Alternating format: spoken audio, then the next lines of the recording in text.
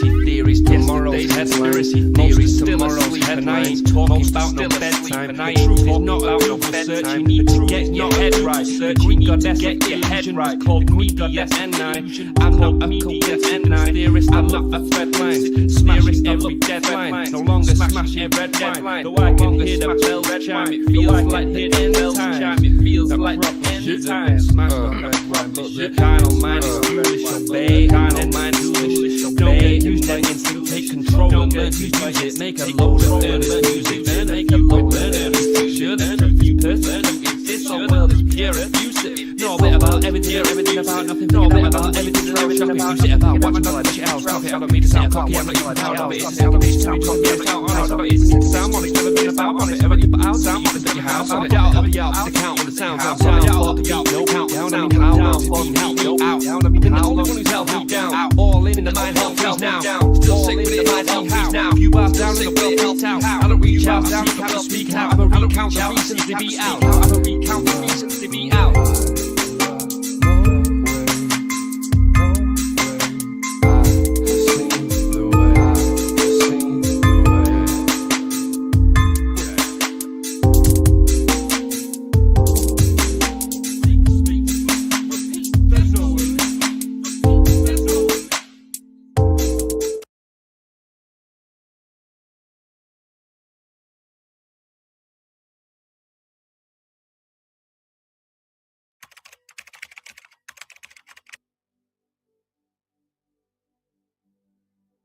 Before modern medicine, before electricity, before even the idea of science as we know it, ancient civilizations already understood something crucial, that we are more than matter, that a subtle energy flows through all things, seen and unseen.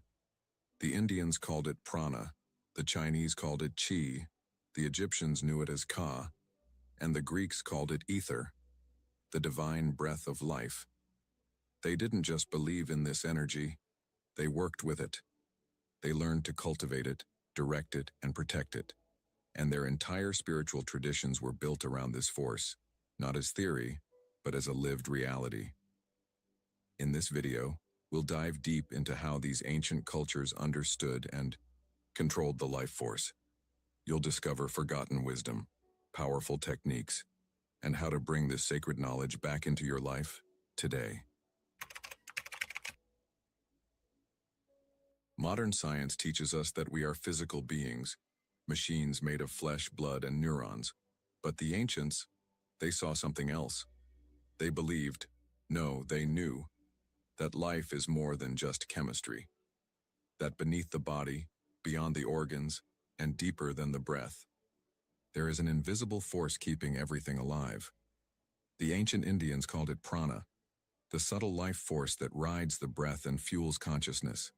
For them, it flowed through nadis, energy channels that move throughout the body, like energetic rivers. And where these rivers converged, those became the chakras, energy centers that mirrored the cosmos. In ancient China, this same force was known as qi, or qi, not just a spiritual concept, but the very essence of health, vitality, and flow. The Chinese knew that when qi was blocked, the body would suffer. They mapped out meridians across the body and used acupuncture, herbs, movement, and breath to bring balance back. The Egyptians called it ka, the energy double of the physical body. They believed that when you died, your ka would live on, separate from your flesh. The ka was sacred. It needed food, rest, and rituals to stay strong. Entire temples were constructed to support the ka in the afterlife. And in Greece, it was ether, the divine substance that filled the space between things. Aristotle believed ether was the fifth element beyond earth, water, air, and fire. It was the spiritual glue of the universe, the breath of the gods. What's remarkable is this. These civilizations were oceans apart, separated by thousands of years. And yet they all described the same thing, a living, flowing, intelligent energy, an energy that gives rise to thought, to intuition, to healing, and perhaps even to the soul itself. Today we rarely talk about this energy, but it's still here, flowing through you. reacting to your thoughts, your breath, your emotions. It changes when you enter a room, when you talk to someone, when you remember something. You feel it when you're near someone you love, or someone who drains you. This is not imagination, it's energy, and it's real. The question is, how did the ancients learn to control it? How did they harness this subtle force? And what tools did they leave behind for us to rediscover? That's what we'll explore next.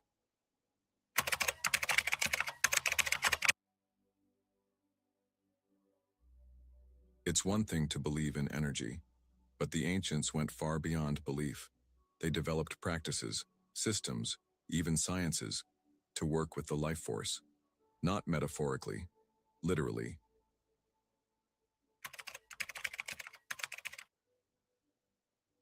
In India, the science of prana in ancient India, the rishis, seers of the Vedic tradition, understood that prana moved with the breath. But it wasn't just about inhaling and exhaling. They discovered that by controlling the breath, you could regulate the mind, body, and spirit. This gave birth to pranayama, the yogic science of breath control. With specific breathing patterns, they could activate different energy centers, the chakras, purify the nadis, and even enter altered states of consciousness. The goal wasn't just relaxation, it was union with the divine, to raise prana through the spine and awaken the sleeping serpent, kundalini. Alongside breath, they used mudras, hand positions, that seal and redirect energy, and mantras, vibrational sounds like OM, that tune the body's frequency to cosmic resonance.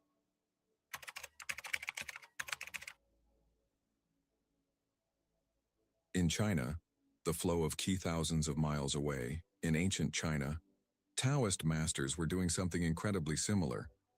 They studied qi as the foundational force of life.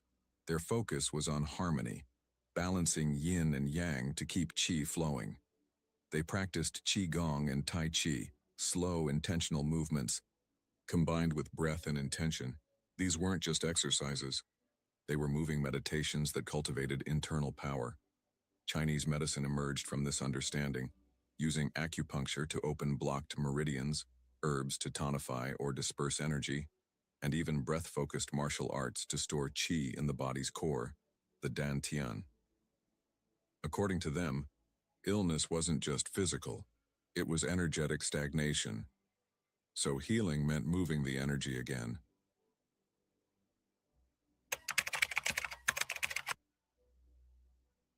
In Egypt, the Ka and the temples, the ancient Egyptians went even deeper into the mystery of energy and the afterlife.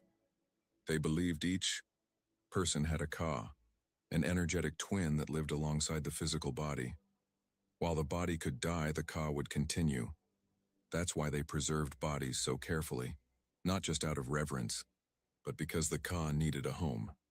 They built entire temples as energy devices, carefully aligned with stars and geometric precision. These were not random. The architecture channeled spiritual energy.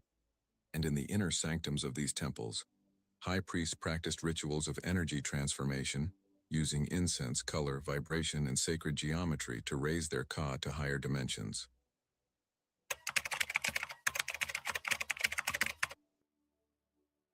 In Greece and the Hermetic world, the ether and the mind, the Greeks. Especially the Hermetic philosophers saw ether as the divine breath that permeates all things. To them, reality was energy in motion, just vibrating at different frequencies. They developed systems of mental and spiritual mastery through the Hermetic principles. Everything is vibration.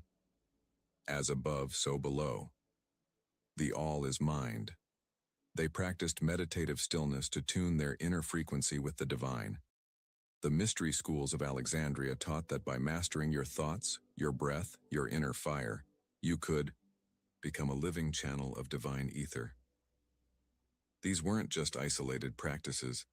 They were systems of energy mastery passed down through initiates, protected from the outer world, and now, mostly forgotten. But the deeper truth: these techniques still work, Because the energy hasn't changed. Only we have forgotten how to feel it.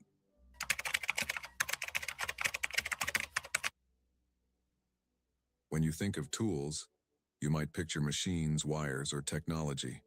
But to the ancients, their tools weren't mechanical. They were spiritual technologies.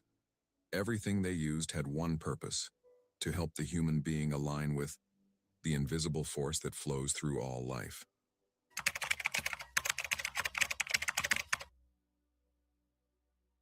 Sound and vibration. Sound was one of the most powerful tools, because sound is vibration, and vibration is energy in motion. The Vedic sages used mantras like Om, Soham, or Gayatri to tune the body's frequency. The Egyptians chanted sacred tones in chambers designed to amplify resonance, and even today, monks in Tibet use singing bowls, gongs, and deep throat chants to cleanse energy fields and induce altered states of consciousness. Why? Because every cell in your body responds to frequency, and when you tune it right, energy flows.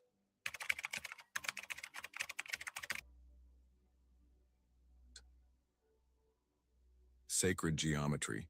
In temples, manuscripts, and architecture, one thing appears again and again: geometry. Circles, triangles, the flower of life, the Sri Yantra, the Ankh, the Eye of Horus. These were not just art, they were maps of energy. Sacred geometry was used to create resonant spaces like pyramids and mandalas, activate focus in meditation, attract cosmic forces during ritual work. The belief was simple: geometry holds a vibrational key. When your mind locks into it, energy opens.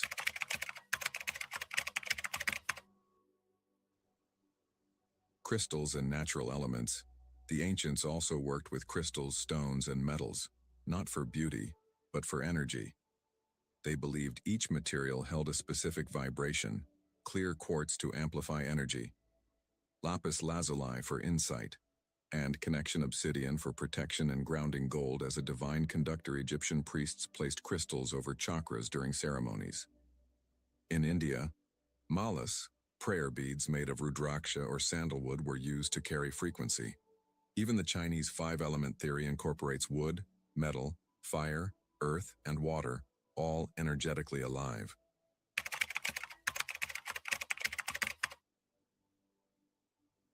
Ritual and intention. But the greatest tool of all wasn't physical, it was intention. Every practice, from lighting incense to drawing symbols to placing stones, only worked if the practitioner was fully present and aligned. The act of ritual, slow, symbolic, meaningful, was used to focus the mind, direct the energy, invite spiritual forces to assist.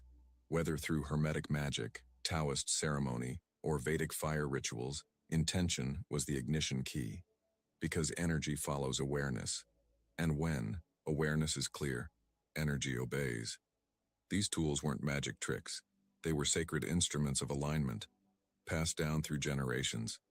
And even now, they wait quietly for the seeker who's ready to remember.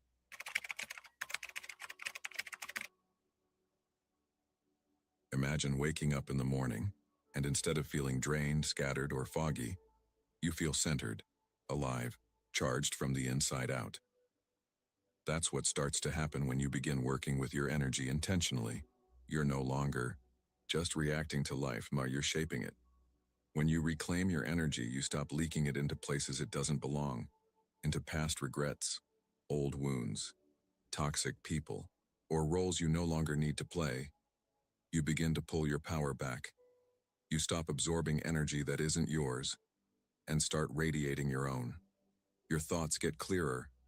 Your emotions become messages, not prisons.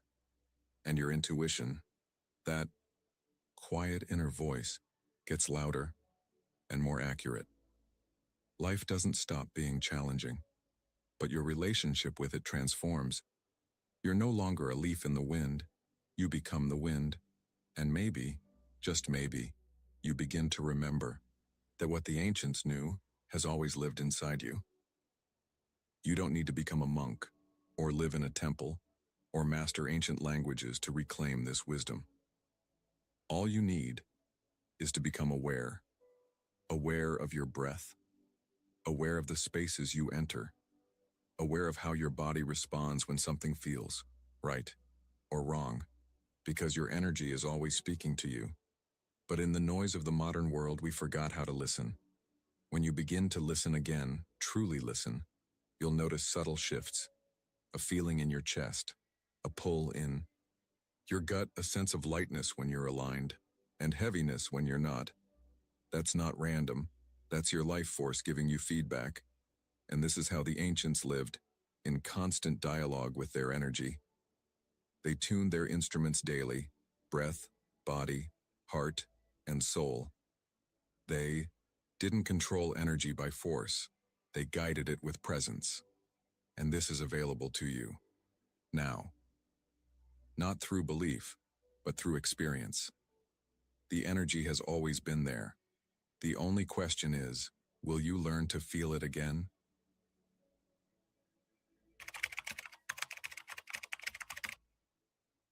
The ancients didn't separate energy from life. They saw it in every breath, every element, every sacred act. And maybe that's what we're being called to remember now, not just to protect our energy, but to live through it. So if this awakens something in you, don't stop here. There's more to remember, more to uncover, more to reclaim. Explore the next video on this channel, wherever you feel called to go. Whether it's about protection, transformation, or deeper truths, follow your energy, because once you begin to feel it, the journey never really ends.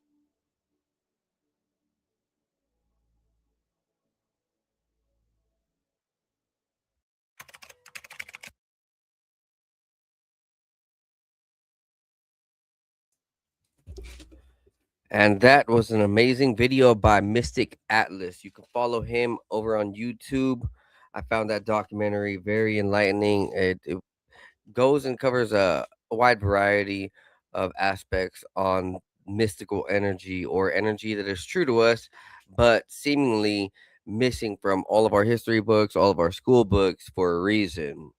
The reason is vitality and being able to be in control of yourself, um, being strong. You see, now these days, it seems like people are having disturbed spirits, because they're what they're being told is that everything around them isn't what they can sense and what they can see, right? So people are like kind of confused.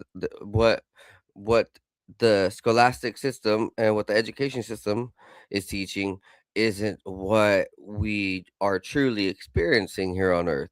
And we know it, we can feel it, we sense this ether, the electricity around us, we sense the intuition, we sense the telepathy, we sense, like, sometimes you can read your friend's mind or something. If you feel like you have deja vu and you can see dreams out months and months and months ahead and have visions. But our school books don't talk about these things. And so when people have all sorts of different experiences and are able to understand the different types of energy out here, it seems like there's a missing link, and the missing link is knowledge. So, like, having the ability in the body but not having the knowledge in the mind is very detrimental to being able to control a population. With these elites, they would love for us to be completely clueless. You know, that's just the way it is for these guys. They're horrible, and that's why I try to teach as much as I can, or try to show as much as I can, and learn with you and learn with everybody. Seems like every day there's more. There's definitely more to what we got going on. Like, just uncovering revelations, all sorts of things. Um, 1 second, I just dropped something. Speaking of ancient energy, check this out. This is what I use in my own little daily life. The tuning fork, 528 hertz tuning fork.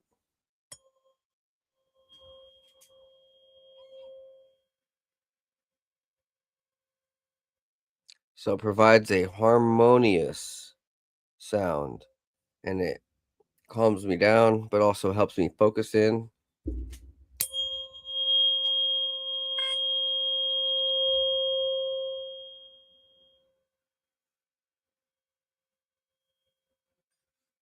And in those fancy, like body healing massage spas type of, people who work with, I guess, Eastern type of traditional healing practices would use these type of things to heal the body. And the bells from ancient world, like the Liberty Bell, these bells were known to vibrate at a very harmonious nature too, and provide healing for us. We're gonna get into these news. Yes, there's gonna be some cool stuff. Brainless human clones, new discoveries in Mahajanjaro and the Middle East. A gold miner rescued, having strong faith, and the Forest Service is gone. I can't believe that. You can't believe that. Nobody can believe it. Truly, we're still gonna be out in the forest though, but ain't nobody gonna be servicing us, right? I think that's how it goes. Just playing with y'all. Hey, like, subscribe, and share. Tell everybody around that this is going down. Please help me get out far and wide and get this podcast growing. Let's do this thing. So, where are we at right here? So Mahajan. Yes, one of the earliest major cities in the Indus Valley is even older than we thought. Here, let me 1 second. Seems like my keyboard is having an issue.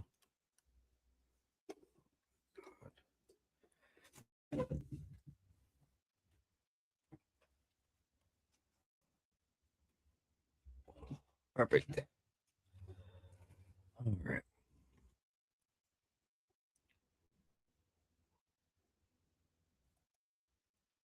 This is out in Iran. I believe so. One of the earliest major cities in the Indus Valley is even older than thought. The ancient city, it turns out, was already taking shape before the Egyptians raised the Great Pyramids of Giza. One of the greatest urban centers of the ancient world appeared to be even older than thought. New radiocarbon dating at the site's city walls suggests it was occupied as early as 2700 and 2600 BCE, centuries earlier than previous estimates.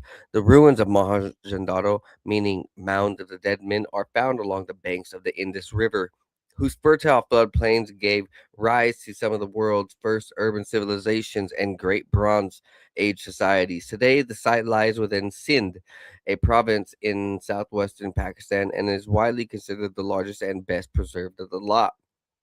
Oh, not Iran. It's in Pakistan. Sorry. At its peak, at least 40,000 people called the city home, living among burnt brick structures spread across 240 hectares, only about a third of which have been excavated since the work began in 1922. However, it isn't just the size that makes Mohenjo-daro significant. The city was remarkably sophisticated, with evidence of advanced art, religion, and civic administration. Perhaps most striking was its water infrastructure, complete with elaborate baths, wells, and specialized sewage pits that rivaled anything else in the ancient world. This was much more than a village that had simply grown beyond control. It was a highly organized urban structure center that demanded a complex culture and a degree of centralized authority to build and sustain. Until recently, scholars generally held that Mohenjo-daro emerged around 2500 BCE, although parts of the city's early history had previously been murky. Now, a recent geoarchaeological survey by the Sindh Directorate General of Antiquities and Archaeology has helped me to fill in its first known chapter. The work provides new radiocarbon dates for its massive mud brick walls that surrounds the western stupa mound, an elaborate structure in the citadel part of the upper city.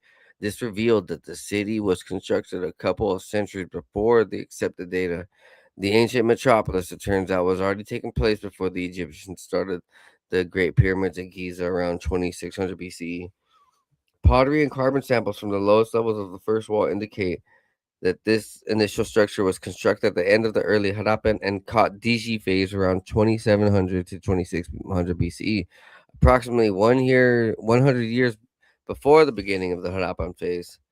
The excavations also shed light on some later stages of the city's evolution. The walls were expanded and maintained around until 2200 BC and possibly even longer. Future investigations will trace the plan of the city around the Stupa Mound in order to figure out and locate gateways and determine how well functioned. Well, all right. So let's see if we can see it for 1 second.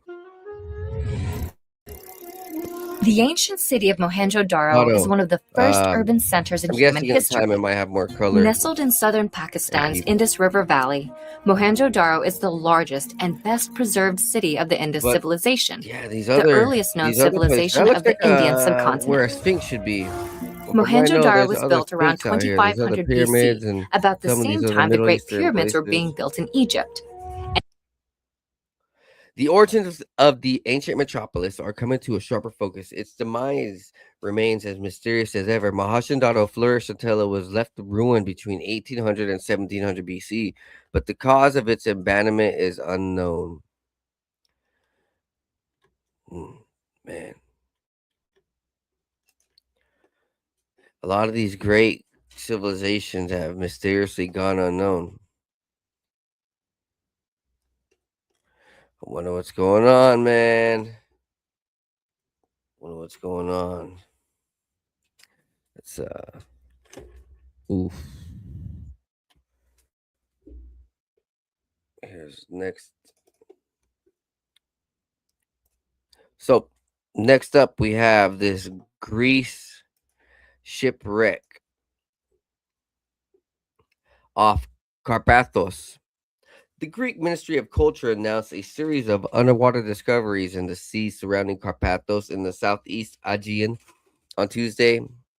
Well, this was conducted in October 2025. This systematic mission is part of the ongoing strategic program launched in 2019 to map the submerged cultural heritage of the Aegean.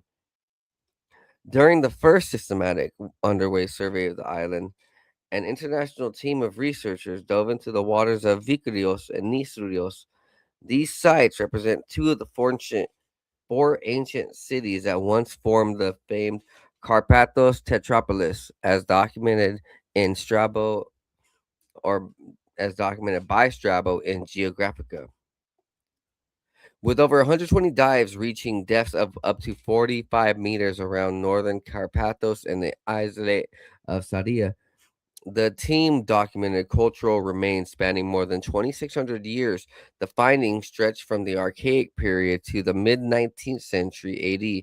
Key discoveries, which highlighted the area's strategic importance during late antiquity when combined with nearly ecclesiastical and residential ruins, include 5 shipwrecks, 4 ancient vessels, and one of the modern area. Ancient port infrastructure, submerged ruins that redefine our understanding of regional trade, maritime cargo, a vast array of commercial transport jars, Byzantine anchors, over 20 anchors identified near Tristissimo. A whole bunch of discoveries are waiting to be found out there. It's not just uh like one or two. There's discoveries happening everywhere. And it's kind of an amazing time, especially with the internet. It seems like there's a whole bunch of opportunity to become a prolific writer or prolific researcher if you can find just I guess the right direction. If you can put yourself in the right direction with you know history or mythology or whatever it may be, it will really, really shine some light when you find some things. Like right here 30 previously unpublished verses by Empedocles discovered on a papyrus from Cairo. A 2,000-year-old papyrus fragment discovered in the archives of the French Institute of Oriental Archaeology in Cairo reveals 30 previously unpublished verses by Empedocles, a pre-Socratic philosopher in the 5th century BCE. This discovery offers researchers and direct access to a body of thought previously only known through quotations from later authors. The very first edition, translation, and commentary on these verses are published in the book Le Empédocle du Cadi, edited by Nathan Carlig, Alan Martin, and Olivier Primaversi. It was at the French Institute of Oriental Archaeology in Cairo that Nathan Carlig, a papyrologist at the University of Liège, identified papyrus P. followed INV 218 as an unknown fragment of the Physica, the great poem of the philosopher Empedocles of Agrigentum. Until now, our knowledge of Empedocles' work relied exclusively on indirect sources such as fragmentary quotations, summaries, or allusions scattered throughout the works of authors such as Plato, Aristotle, or Plutarch. Papyrus 218 allows us to read the philosopher in his original text without the intermediary of an often partial or biased source. Also is the only known copy of the Physica. Fragments of other parts of the same scroll are preserved in Strasbourg. The text has come to light is dealing with the theory of particle effluvia and sensory perceptions, particularly vision. Analysis of the text has revealed unexpected connections, including the probable direct source of the passage of Plutarch, 2nd century, as well as the dialogue of Plato and a text by Theophrastus, a disciple of Aristotle, both from the 4th century BCE. Unnoticed echoes of Empedocles have also been detected in the comic poet of Aristophanes and the Latin philosopher Lucretius. The study further suggests that Empedocles could be regarded as a precursor of the Atomist philosophers, foremost among whom is Democritus of Abdera. To grasp such a to grasp the significance of such a discovery, the authors offer an illuminating analogy. Holy shit. Imagine that in a few centuries' time, all that remains of Victor Hugo are excerpts from Les Miserables in school textbooks, the musical Notre Dame de Paris, and the program for a performance of the play Hernani. The discovery of a few pages from the original edition of Hugo's work would then be a momentous event. This is precisely what specialists in Empedocles are experiencing today. Like the humanists in the Renaissance who scoured European libraries to unearth lost manuscripts, papyrologists have, since the late 19th century, pursued a similar quest to papyrus texts. It is, in a way, to borrow Peter Parsons' word, a second renaissance of ancient literature, says Nathan Carlig. The publication of this research opens a new perspective on the understandings of Empedocles' doctrine and more broadly his work, and in order to better situate the philosopher within the history of Greek philosophy and to better define his relationship with his predecessors and successors. Interesting. So, I would. This is the first time anyone in history is going to be able to read from the philosopher Empedocles. There's never been anything ever found by him from 2,000 years ago, but it's now been found, and that's pretty amazing. I think that is amazing. There's that's what we want to see. That, that's why we shouldn't just give up on history, I guess, in a sense, when we like go through caves or go through any ancient sites. Like, we got to be alert, look. And I guess for the people who know where to dig, they, I guess, being ignorant and not caring about finding, history probably would have made it so that we would have never known about half of our discoveries, right? When these archaeologists went to go discover Giza and the pyramids of Giza and all these different, the Sphinx and everything, guess what? If he didn't go, no one would ever have gone ever. Still now to this day, it probably wouldn't have been found, right? Hypothetically, let's just say that. So it's cool that we're seeing constant new discoveries.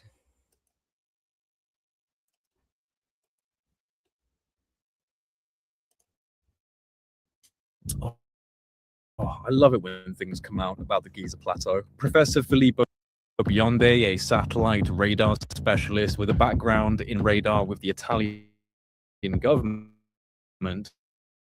sat down with Matt Beale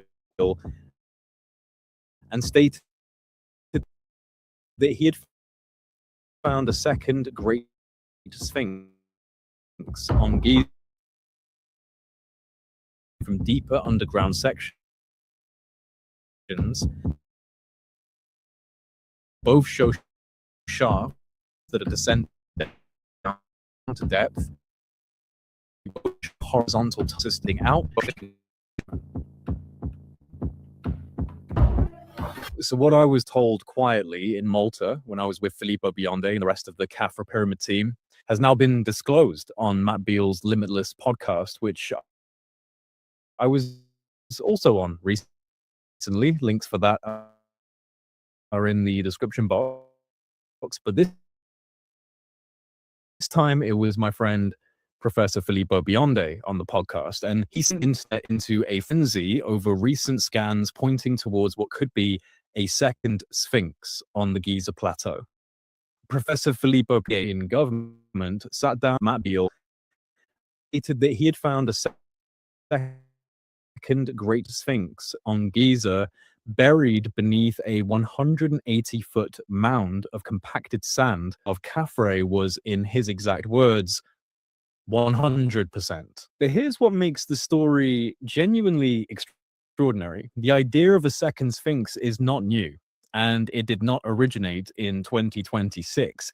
It goes back 4,500 years. It was woven into the oldest strata of Egyptian theology. It's mentioned in medieval Islamic scholarship. It was discussed by Greek and Roman travelers. It's been pursued by independent Egyptologists for decades, and in 20 satellite data, a geometric coordinate to a specific location.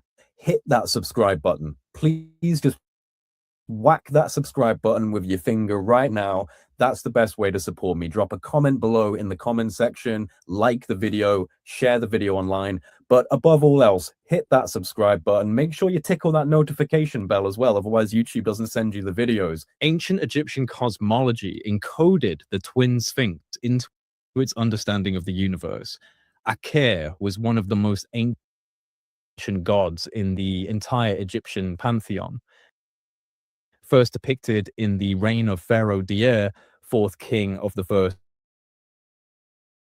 dynasty, placing him at the very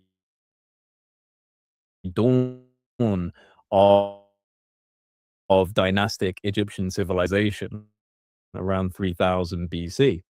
He was the god of the horizon, the earth, and the threshold of the underworld, Ra, through the Duat. His iconography is the key to everything. Aker was depicted not as a single creature, but as two recumbent lion torsos merged together, sitting back to back, each facing an opposite horizon. By the Middle Kingdom, he was firmly established as a pair of twin lions, one named Duaj, tomorrow, and the other Sefe, yesterday. The two lions sat back to back with a sun disk, or the hieroglyph for horizon, placed between them. The Egyptian Museum in Cairo, this aligns with the belief of individuals like Graham Hancock that the Sphinx was originally a lion orientated towards the constellation of Leo, modified by later cultures into a sphinx. If true, the sphinx, or more accurately lion, would go back to roughly 10,500 BC, hiding underneath that mound. And imagine if it was discovered in lion form. That would be extremely provocative evidence for the Sphinx being altered by ancient Egyptian cultures, but the twin lions likely existed long before dynastic Egypt. In later dynastic representations, Akir evolved further. The twin lion forms were increasingly depicted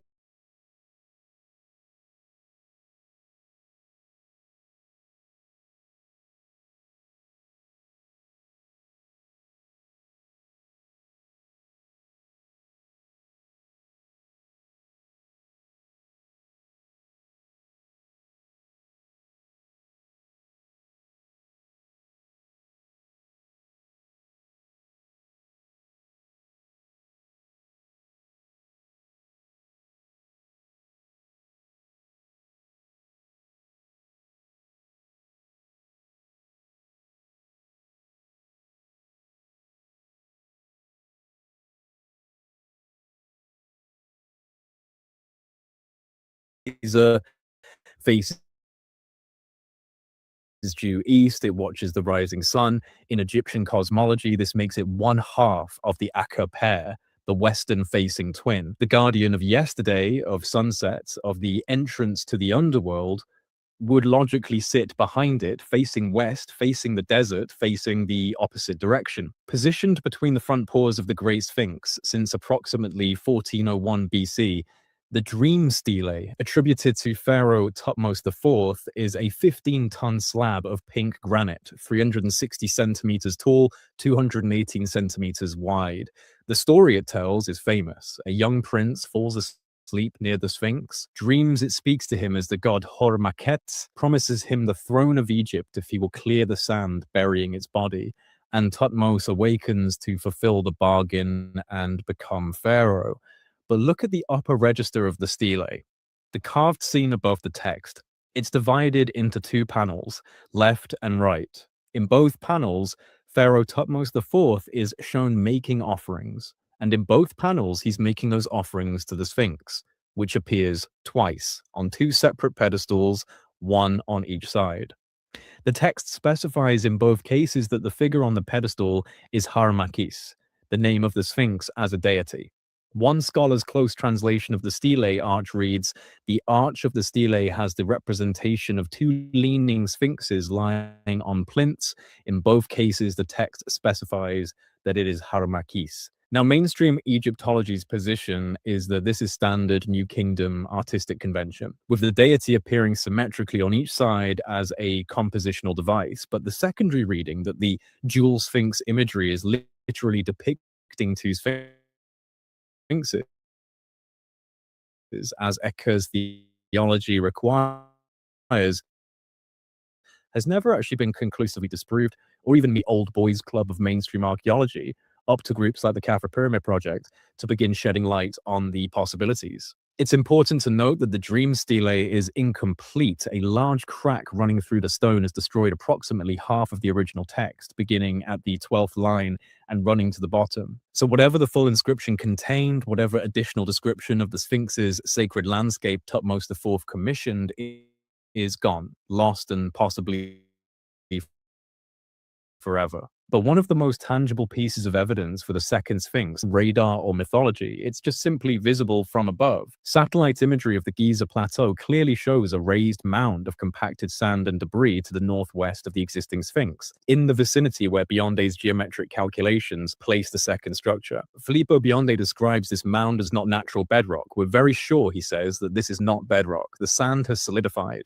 So if this observation about the sand's composition is correct, it would suggest deliberate compaction, the kind that might be expected from intentional burial. The critical point that no one has excavated this mound with the specific hypothesis of a second Sphinx in mind. So Zahi Hawas's claim that the relevant area for the Sphinx has been dug by so many archaeologists and it's yielded nothing, that refers to the theory of a second Sphinx on the opposite bank of the Nile, or to an earlier proposed location, but not to the specific geometric position that Bionde's 2026 analysis is targeting. The most sustained pre-Bionde case for a second Giza Sphinx belongs to Egyptian Egyptologist Bassam el-Shamar, who spent more than 10 years compiling textual, archaeological, and satellite evidence for his hypothesis. El-Shamar's argument rests on several interlocking claims. Egyptian sphinxes in all documented cases come in pairs. Avenues, temple entrances, processional routes all feature paired sphinxes. The Great Sphinx, being singular, is in of itself an anomaly with no parallels in Egyptian architectural practice. Ancient Egyptian texts, Middle Kingdom papyrus, and later Greek and Roman accounts have also referenced a second sphinx at or near Giza. Then you have NASA satellite imagery that was reviewed by El-Shamar, which shows an anomalous formation near the known sphinx consistent with a buried large-scale limestone structure. El-Shamar also takes great consideration into the theological framework of Akir, the twin lion deity, which demands a western-facing counterpart to the east-facing Great Sphinx. Filippo Biondi's methodology for locating the second sphinx didn't begin with radar, it just began with geometry. The known Great Sphinx sits at a specific position on the Giza Plateau relative to the Pyramid of Khafre. Biondi traced a line from the center of the Khafre Pyramid to the exact position of the Great Sphinx, and he then mirrored that line geometrically, reflecting it across the central axis of the Sphinx to locate its precise geometric counterpart on the opposite side. This mirroring produces a specific geographic coordinate, a point to the northwest of the existing Sphinx, which, when plotted on satellite imagery of the plateau, falls directly beneath the raised sand mound that has been visible to researchers and travelers for over 400 years. The position produced by the geometric projection matches the location of the anomalous mound. This alone doesn't prove a second sphinx exists. The question of whether something is actually there has to now be explored, but there is more to this than a simple matchup of geometry to a mound. Biondi's harmonic SAR satellite optography method, the same methodology used to claim subterranean structures beneath the pyramids of Giza, was subsequently applied to the sand mound. The SAR processing produced what he described as internal features within the mound, including vertical shafts of a type and orientation closely resembling those he previously detected beneath the existing Great Sphinx, horizontal passageways extending from deeper underground sections, dense linear features interpreted as the outer walls of an underground shaft rather than empty voids, and an overall structural arrangement that, in Biondi's words, shows incredible symmetry with the known structures beneath the first Sphinx. Both show shafts that are descending down to depth. They both show horizontal tunnel systems extending outward, and they both show the same geometric internal arrangement. He said that we found shafts within the original Sphinx and similar shafts within the presumed second Sphinx, and the similarities between the two sites are increasingly hard to overlook. Filippo has been explicit that this requires in-field verification. For the second Sphinx, it is crucial to conduct in-situ examinations with geologists and meticulously study the mound, but they have identified specific entrances where they can work in situ. This means that we have a prepared project proposal for the Egyptian authorities when it comes to presenting this idea and trying to justify any sort of actual excavations of this mound, which again just seems like it should have been done at some point, if not in the ancient time, in the modern era, but apparently it's just been sitting there dormant for all of this time, and only now are we beginning to go, oh, maybe we should dig that mound up on the Giza Plateau, you know, that gigantic mound of compacted sand. Either way, this is another exciting development on the Giza Plateau, and one that I think we all hope can be explored more rigorously alongside the scans and possibilities already out there in respects to the wider subterranean structure of the Giza Plateau. I think it's abundantly clear, even without the SAR Doppler scans, there's something profound and extremely large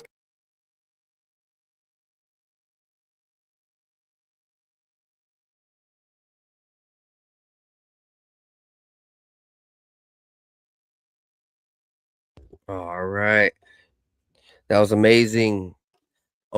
By Project Unity, Jay Anderson, doing brilliant research. Oh, why is my screen not big? There we go. We got my screen big. You can see me nice.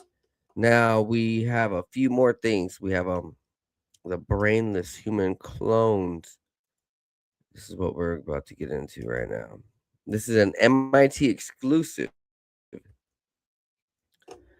Well, it was half the story was told a couple weeks prior, but these guys got down to the bottom of it with how serious this matter is.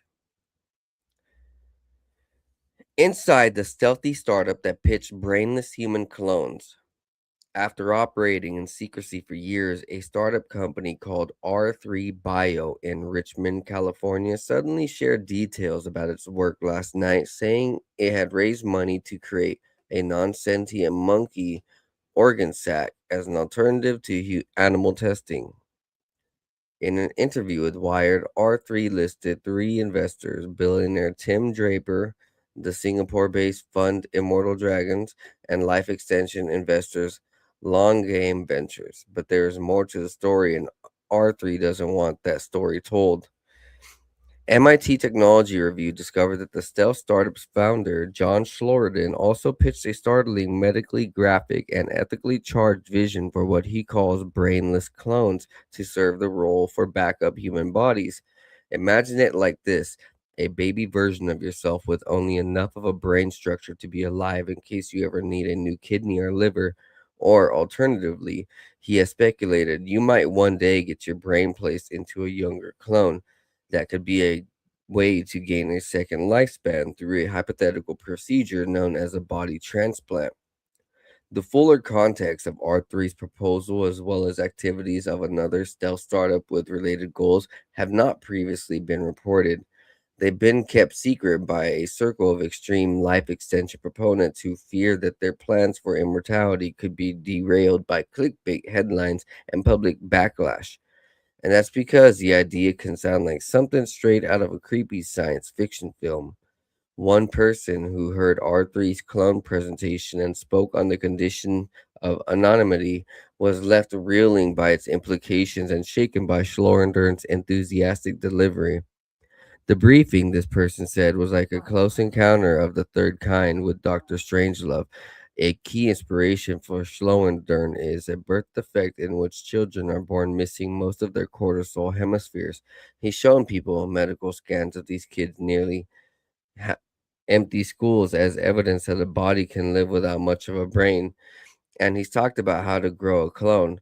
Since artificial wombs don't exist yet, brainless bodies can't be grown in a lab. So he said the first batch of brainless clones would be have to be carried by women paid to do the job. In the future, though, one brainless clone could give birth to another.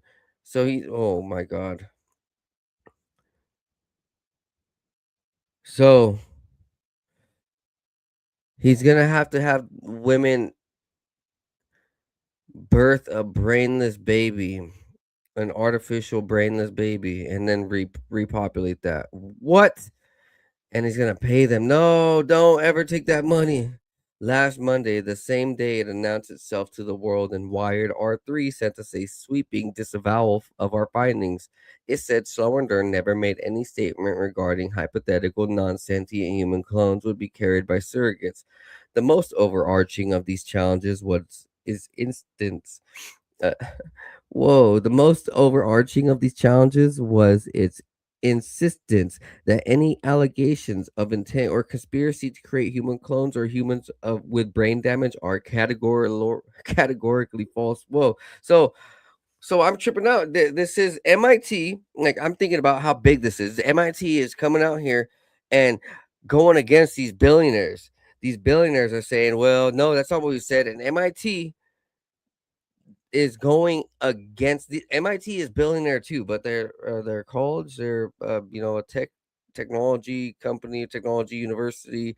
So they're actually sticking to the truth. And especially after what we've seen over the last 4 or 5 years with this whole Epstein thing and how the elites want to trick their science, their stupid little agendas into science. And it came out that they were trying to like blackmail technology and scientists and everything, and like, yeah, no one's falling for their shit no more. So I'm glad MIT is standing up. This is wild. But even Schlorendern and his co-founder, Alice Gilman, can't seem to keep away from the topic. Just last September, the pair presented an Abundance Longevity, a $70,000 per ticket event in Boston, organized by the anti-aging promoter Peter Diamandis. Although the presentation to about 40 people was not recorded and meant to be confidential, a copy of the agenda for the event shows that Schlorendern was there to outline his final bid to defeat aging in a session called Full Body Replacement. According to a person who was there, both animal research and personal clones for spare organs were discussed. During the presentation, Gilman and Schlorendern even stood in front of an image of cloning needle. Pressed on whether this was a talk about brainless clones, Gilman told us that while R3's current business is replacing animal models, the team reserves the right to hold hypothetical future discussions. MIT Technology Review found no evidence that R3 has cloned anyone or even any animal bigger than a rodent. What we did find were documents, additional meeting agendas, and other sources outlining a technical roadmap for what R3 called body replacement cloning in a 2023 letter to supporters. That roadmap involved improvements to the cloning process and genetic wiring programs for how to create animals without complete brains. A main purpose of the fundraising, investors say, was to support efforts to try new techniques in monkeys from a base in the Caribbean that offered a path to a nearer term business plan for more ethical medical experiments and toxicology testing. If the company could develop what it now calls monkey organ sacs, however, this would work clearly on any human that they try. And they're not really wanting that known. Though he holds a PhD, Schlorendern is a biotech outsider who has published little and is best known for having once outfitted a do-it-yourself lab in his Bay Area garage. Still, his ties to the experimental fringe of longevity science have earned him a network in Silicon Valley and allies at a risk-taking U.S. Health Innovation Agency, ARPA-H. Together with its success at raising money from investors, this signals that the brainless clone concept could be taken seriously by a wider community of scientists, doctors, and ethicists, some who express grave concerns. It sounds crazy in my opinion, said Jose Ghibli, a researcher at Michigan State University. How do you demonstrate safety? 25 years ago, Ghibli was among the first scientists to try clone human embryos, but he was trying to obtain matched stem cells, not make a baby. There's no limit to human imagination and ways to make money, but there have to be boundaries, and this is the boundary that of making a human who is not a human being, a brainless human being. So he's gonna that for to repopulate and to clone brainless babies for money. That's sick. Since Dolly the sheep was born and cloned in 1996, researchers have cloned dogs, cats, camels, horses, cattle, ferrets, and other species of mammals. Injecting a cell from an existing animal into an egg creates a carbon copy embryo that can develop, although not always without problems, defects, deformities, and stillbirths. Those grave risks are why we never heard of a human clone. But brainless clones flips the script. That's because it's the ultimate aim is not to create a healthy person, but an unconscious body that would probably need life support, like a feeding tube, to stay alive. Because this would share the DNA of a person being copied, its organs would be a near perfect immunological match. Backers of this broad concept argue that a non sentient body would be ethically acceptable to harvest organs from. Some also believe that swapping in fresh young body parts, known as replacement, is the likeliest path to life extension, since so far no drug can reverse aging. And there's this idea of a complete body transplant. Certainly for Cyronic patients, that sounds something like really promising and straight out of a sci fi movie, says Anders Sandberg, a prominent Swedish transhumanist and expert in the ethics of future technology. He notes that many people who opt in to be stored in cryonic chambers after death choose the less expensive head only option. There might be a market for having an extra clone body. Oh my God. This is insane. According to the copy of the agenda, that 2023 session also included a presentation by a cloning expert, Young Yi Chun, and there was another from Gene Herbert, who was a professor at the Albert Einstein College of Medicine and is now a programmer manager at ARPA-H, where he oversees a project to use stem cells to restore damaged brain tissue. Herbert popularized the so-called replacement solution to avoid death in a 2020 book called Replacing Aging. In an interview prior to joining the government in 2024, Hebert described an informal but very collaborative relationship with Schloendern. The overall idea was to stop aging. One of them would determine how to repair a brain, while the other would figure out how to create a body without one. It's a perfect match, right? Body and brain. Schloendern, by working outside the mainstream, had the huge advantage of not being bound by getting the next paper out or the next grant. Herbert said, adding, "It's such a wonderful way of doing research. It's just clean and pure." R3 now appears on the ARPA H website on a list of prospective partners for Hebert's program. In a LinkedIn message exchange with Schloendern in the same year, he describes his work as feasibility research in body replacement. "We will try to do it in a way that produces defined social benefits early on, and we need to prepare to take no for an answer if it turns out that this cannot be done safely," Schloendern wrote at the time. He declined an interview then, saying that before exiting stealth mode, he wants to be sure the benefits are reasonably grounded in reality. This could prove challenging. While body part replacement sounds logical, like swapping on a timing belt of the old car, in reality, there's scant evidence that receiving organs from a younger twin would make you live any longer. A complete body transplant, meanwhile, would probably be fatal, at least with current techniques. In the latest test of the concept published last July, Russia surgeons removed a pig's head and then sewed it back on. The animal did live, breathing weakly and lapping water from a syringe, but because its spinal cord had been cut, it otherwise was totally paralyzed. As whoa. In an act of mercy, the doctors ended the pig's life after about 12 hours.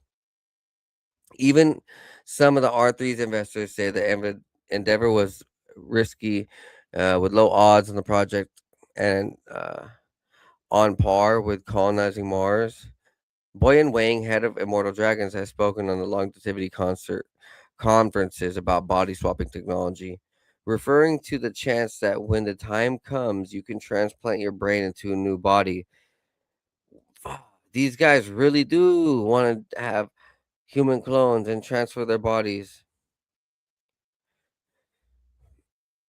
But since making his investment, Wang says he's become less bullish and now views whole body transplant as very infeasible, not even scientific, and far away from hope of any realistic application. Still, he says the investment in R3 fits with his philosophy of making unorthodox bets that could be breakthroughs against aging. What can really move the needle, because time is running out? Well,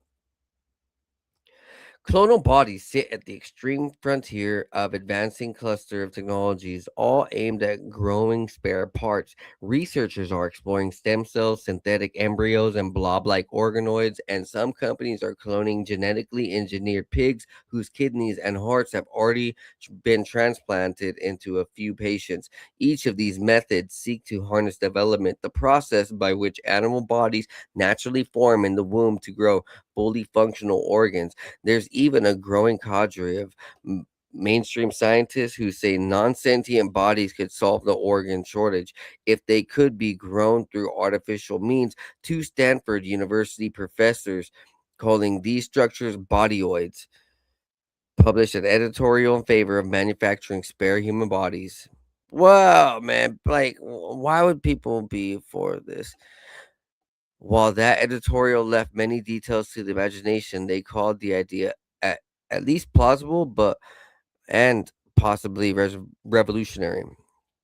There are a lot of variations on where they are trying to find a socially acceptable form, says George Church, a Harvard University professor who advises startups in the field. But Church says gestating an entire body is probably taking things too far, since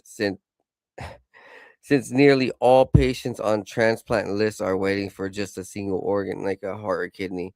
There's almost no scenario where you need a whole body. I just think if it's someday acceptable. It's not a good place to start. He has the right idea. So this guy's based. Yeah. If if people are having to like seek alternative methods in order to live longer, you fucked up from the whole way. Why are you trying that now? Like you should have worried about that from the get go and should have been focusing on it. um for the moment, Church says brainless human bodies are not very useful, in addition to being repulsive.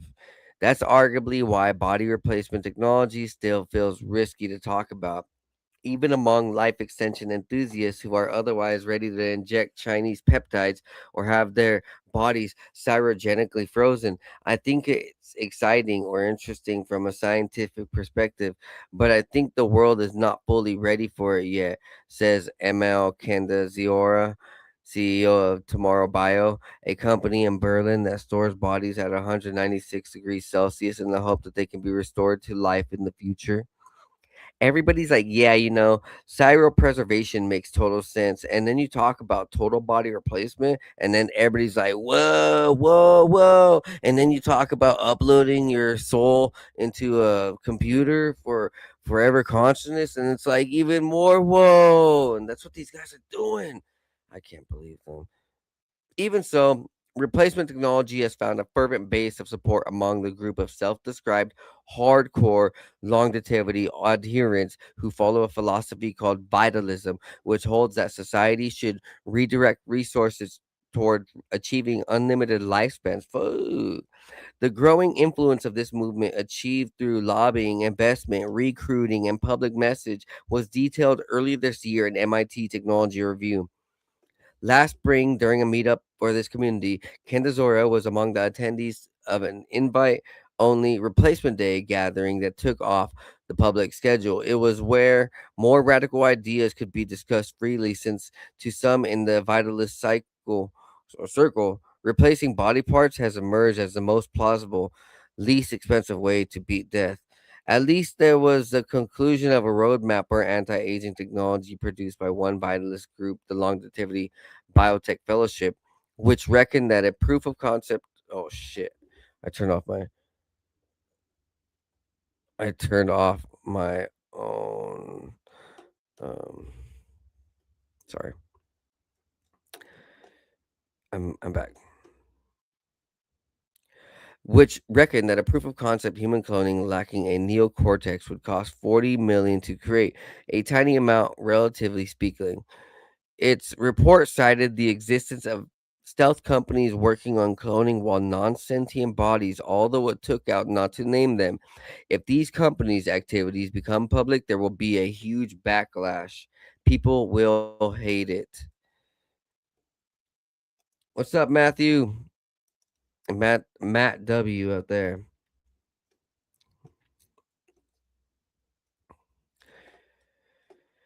There's a ton of dystopian movies and novels about this kind of stuff. That's why I don't talk about any of the companies working on it. They are trying to hide it from public attention. We have to have the angel investors and other people invest kind of in on the secret until things are ready. Borer did say he sees as the best way to go public first to slowly ease body replacement into society's awareness by disclosing more limited aims, which will be palatable. We're not going to start with let's clone you and give you a body. We're going to start with let's solve the organ shortage. Eventually people will warm up to it, and there we can go with the more hardcore stuff. In an interview earlier this month, Borer declined to name the companies involved in his immortality roadmap or to say if R3 is one of them, but we did identify one additional stealth startup. This one focused on replacing personal internal organs, not the whole body, called Kind Biotechnology in New Hampshire, a based company headed by the anti-aging researcher Justin Rebo, a sometime collaborator of Slorendern's. According to the patent technology filed by the company, Rebo's team is working to create animals with a complete lack of ability to feel, think, or sense the environment. Images include the patents show mice the company produced that lack a complete brain and others that don't have faces or limbs. They did this by deleting genes in embryos using CRISPR, the gene editing technology, with the goal of creating a sack of organs that grows mostly on its own with only a minimal nervous system. The cartoon rendered submitted to the patent office shows what it looks like: a fleshy duffel bag connected to life support tubes. That's horrible. In an email, Rebo said his company is working on ethical and scalable way to create animal organs for experimental transplant to humans. He notes that thousands die while waiting for an organ. Some of kind patent technologies do cover the possibility of producing these organ sacs from human cells. Rebo says that's more of a speculative possibility, but he does see his work as part of a replacement approach to longevity. Firstly, that's because a scalable production of young, high quality organs would let surgeons transplant in more types of patients, including many with heart disease in an old age where candidates you know have to wait like and they aren't old people aren't even candidates for transplants. With abundant high quality organs, replacement could become a direct form of rejuvenation by replacement of failing parts. And Rebo imagines that simultaneously replacing multiple internal organs grown together in a sac could have an even broader rejuvenating effects. Ultimately, replacing failing parts is a direct path of extending healthy human lifespan. Church, who agreed earlier to this kind bio, sees this work as part of an effort to nudge these technologies towards something that is more useful and more acceptable from the get-go. And then let's see how society responds to that rather than jumping to the most repulsive and most useless form, which seems to be what everybody is aiming for. People who know Schloendern describe a dynamo-like presence who is 100% dedicated to the goal of extreme life extension. In 2006, he penned a paper in Bioethics journal outlining why the desire to live forever is rational and why his doctoral research at the University of Arizona was sponsored by a longevity research organization called the SANS Foundation. He also is well connected. In an interview, Aubrey de Grey, who is the influential and controversial fundraiser and prognosticator who co-founded SANS, called Schloendern one of my proteges. And around 2010, Peter Thiel reportedly invested 1.5 million in Immunopath, a company started by Schloendern to develop stem cell treatments, though it soon failed. By 2021, Schloendern had moved on, founding R3 Technologies. He began to circulate the body replacement idea and discussed a step-by-step scheme to get there, accessing techniques in the lab first, then in monkeys, and maybe eventually in humans. In a 2023 letter to stakeholders signed by Schloendern begins by saying that body replacement cloning will require multiple component genetic engineering on a scale that has never been attempted in primates. Fortunately, as molecular techniques for brain knockout are well known in mice and should be expected to function in birthing whole primates. Would it work? There's only one way to find out, the letter says. Wang, the investor at Immortal Dragons, says he put money into R3, and after it showed him it is possible to create mice without complete brains. There were imperfections, but the resulting mice survived, grew up, and to me, that is a pretty strong experiment. Man, wow, these guys are absolutely sick in the brain, man. They're growing like bodiless or organless and brainless animals, and they think it's cool. Oh, the bigger technical obstacle, though, remains the cloning. Out of the 100 attempts to clone an animal, only a few typically survived. That fact alone makes cloning a human or monkey almost infeasible. Wow. But R3 does seem to have made the effort to tackle the efficiency problem. In one document reviewed by MIT, it claims to have implemented improvements to the basic procedure in rodents, referencing a protein called hyoscine demethylase that helps erase a cell's genetic memory, adding it can greatly increase the chance that the cell will form a cloned embryo after being injected into an egg in the lab. Those molecules were first used in a successful cloning of a monkey in 2018, and it wasn't that easy. In fact, it was huge and costly effort to handle a crowd of monkeys in estrus and performing IVF on them. According to the Michigan's State Gabelli's, monkey cloning remains nearly impossible and unaffordable. The R3 document refers to birthing fix it developed to further improve the cloning success rate. The company may have also tried to tackle a second long-standing obstacle, defect in how a placenta works. Whoa. So they're trying to look into placentas and defects and oh my god, this is an insane read that like you guys should go look at this. There's a lot for this. And quite frankly, I'm not going to because it's about the same where these guys are trying to justify. So MIT isn't justifying. They don't like it, right? But they're trying to justify murder. It's non-sentient, so it's not murder. It's not a homicide. It's for medical research. I personally hate that type of shit. That's like the Epstein class type of stuff. You know, they're just trying to justify their murders. We're almost done here. Man, I took off my hat because that read was ridiculously long.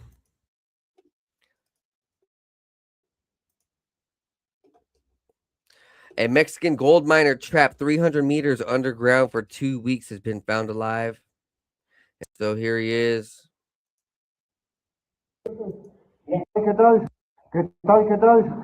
Ejército Mexicano, Batallón de Atención a Emergencias. ¿Cómo te llamas?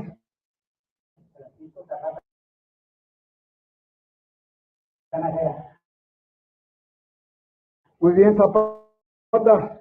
Venimos a tu ayuda. Muy bien, Zapata. ¿Todo va a estar bien? Te vamos a sacar de aquí. ¿Tienes fe? ¿Tienes fe? Aquí estamos. ¿Está bien? Sí. Muy bien. Tranquilo.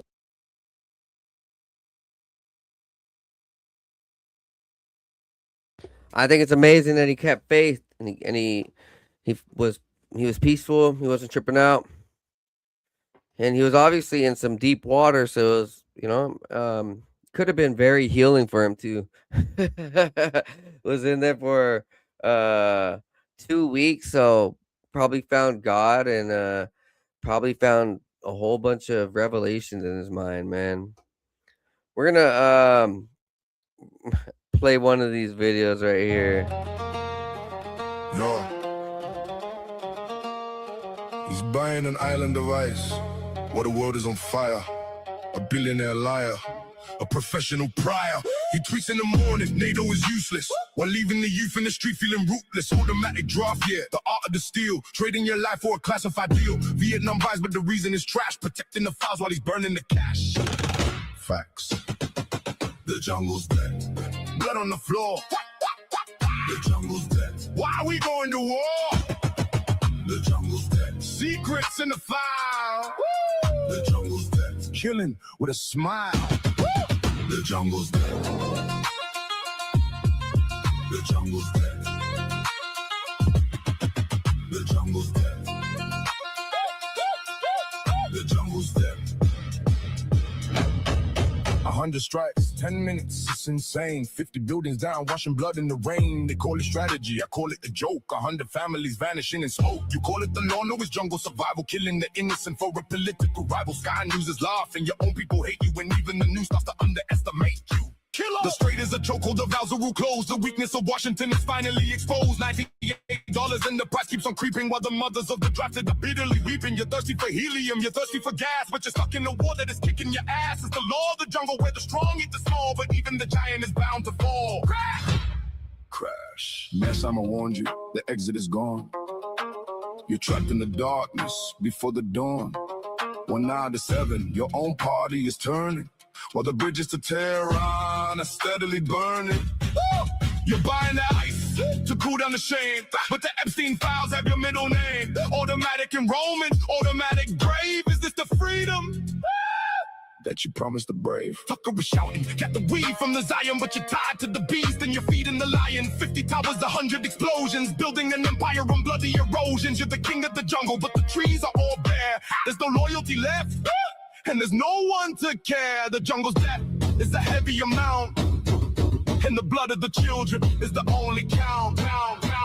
The jungle's dead, blood on the floor. The jungle's dead. Why are we going to war?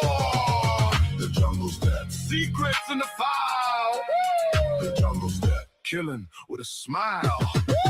The jungle's dead. Blood on the floor. The jungle's dead. Why are we going to war? The jungle's dead. Secrets in the file.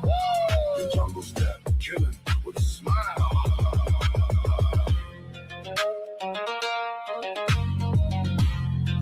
$98, 50 buildings, 100 strikes, and 0 ways out. But sir, what about Greenland? Forget it. The ice is melting anyway.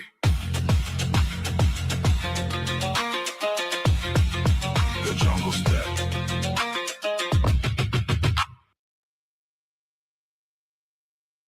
Man, a lot of people said it. Trump only got into office to save himself from the Epstein files and to save his buddies, but it's not working. And, well, Trump just ordered the dismantling of the U.S. Forest Service, all 10 regional offices shut down, 52 research labs shut down, and 193 million acres of public land now not occupied or protected. I don't know. Horrible. You might ask why.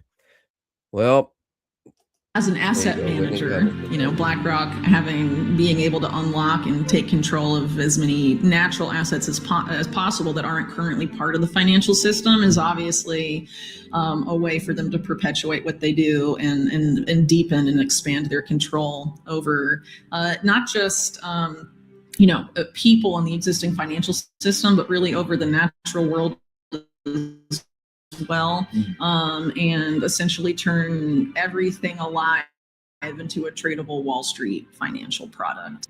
It seems like in Larry Fink's case in particular, there's a goal, well, a big ambition there to develop new asset classes that can be used to basically fuel their existing business model and perpetuate it for, like, I don't know, millennia forward.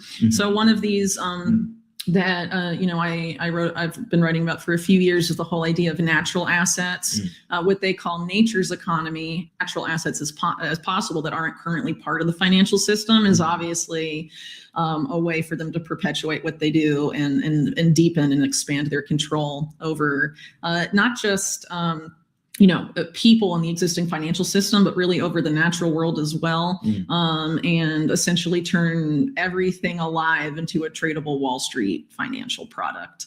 And the goal, as Fink has stated, is to have all of this on a universal ledger, on blockchain, presumably, and have it be, you know, trackable and surveillable. By having it all surveillable and, you know, automated in a sense, you know, he's able to have his risk management AI thing, you know, Aladdin, you know, sort of exercise control over it in unprecedented ways, I think, for their benefit. And then, of course, a lot of what's happening now as we're moving into this new financial governance system is the push to change all of the infrastructure towards this, you know, quote unquote green model, I guess, or decarbonization, right? Part of the goal of the whole global carbon market thing for them is that it allows them to unlock so many new assets and so much more collateral and so much other stuff to create new debt out of, and to just sort of expand the existing models they use to just unprecedented levels. And sort of perpetuate this into infinity. One of the things too about the natural asset thing, at least as far as the natural asset corporation model is concerned, is that you literally just go into a forest or you go to a river or lake and you identify the natural asset, and then at no cost to you, just after identifying it, you issue shares in the natural asset, a lake, a forest, whatever, and then you sell those shares. I mean, it's literally just pointing out something outside and being like, this is mine, I'm going to fractionalize it and sell it to people, and you're producing money in like, out of thin air, essentially. And you're able to do that. I mean, the natural world is vast and huge, and they're doing this, they're financializing it all, as framing it as the only way to save the planet. But really, it's the only way for them to save their insane.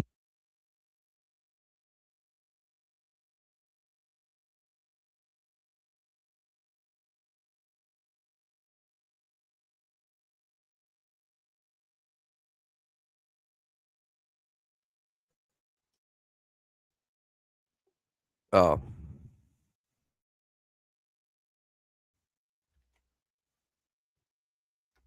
Shit.